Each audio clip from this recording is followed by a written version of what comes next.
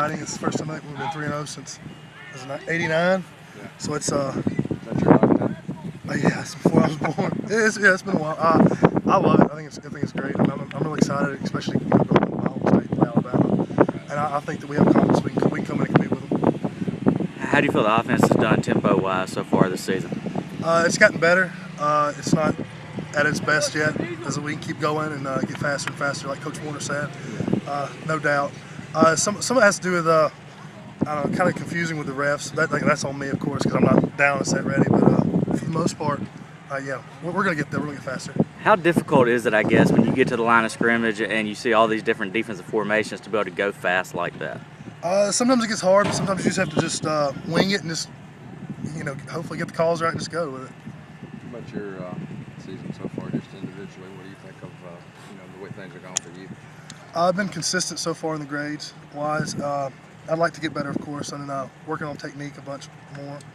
But for the most part, I think everything, even as a whole, as a team, with Coach Leak and everything, I think we've been doing better. Is it a good time to have an open day or not? I mean, Coach mentioned he said if he drew it up, it might be one more game and then an open day. But I mean, the way it falls, does this team kind of need it, or do you always be playing a game?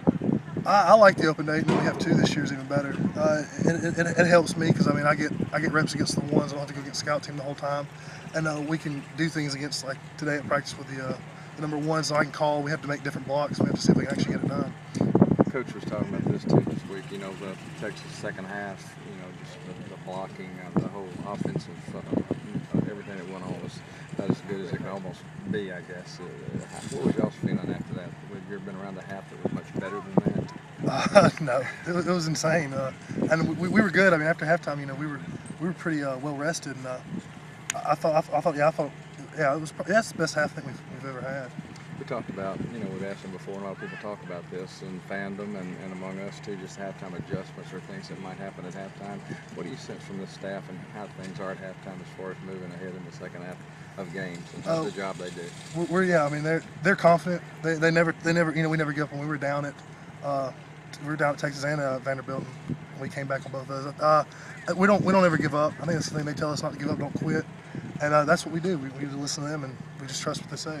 The younger guys like Laramie Tunzel, Austin Golson, those guys have really stepped up. What have you seen in those guys? Oh, I'm proud of them. I mean, they've done everything right. I mean, they go to class, and they play their heart out on the field. It's great to watch as a senior. Those two young guys stepping up. Do you feel fresher in the second half of the fourth quarter games this year compared to last year?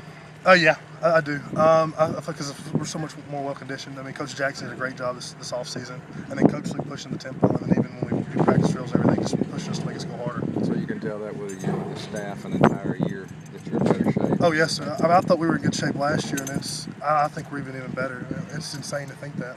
Yeah. You mentioned about going home for the next game. We're kind of going home for the next two games.